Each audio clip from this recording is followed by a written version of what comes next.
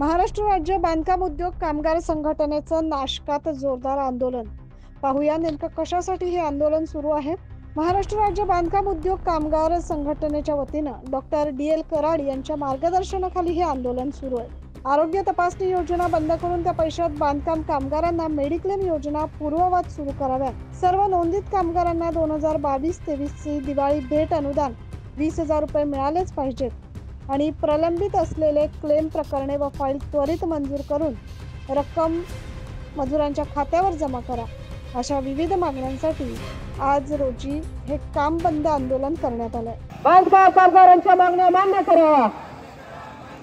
राज्य सरकार होश में आओ। राज्य सरकार बांधकाम कामगारांच्या मागण्या मान्य करा। बांधकाम कामगारांच्या मागण्या मान्य करा। मान्य करत आहोत आणि आपल्या ज्या प्रलंबित मागण्या आहे की सरकारचं हे धोरण एकदम चुकीचं आहे।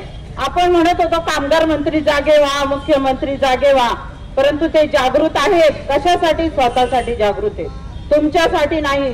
असं हे यांचं धोरण आपल्याला माहिती आहे कामगार मंत्र्याचं।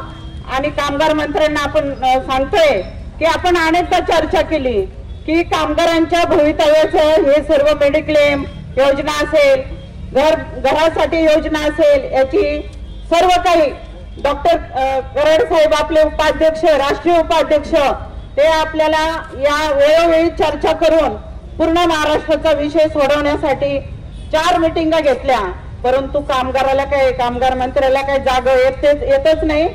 या आंदोलनाच्या वेळेस नाशिक शहरातील सातपूर जुने C2 ऑफिस येथून कामगार उपायुक्त कार्यालयापर्यंत विराट आक्रोश मोर्चा काढण्यात आला। तसेच मुख्यमंत्री होश में आओ, कामगार एकजुटीचा विजय असो, अशी घोषणाबाजी देखील करण्यात आली।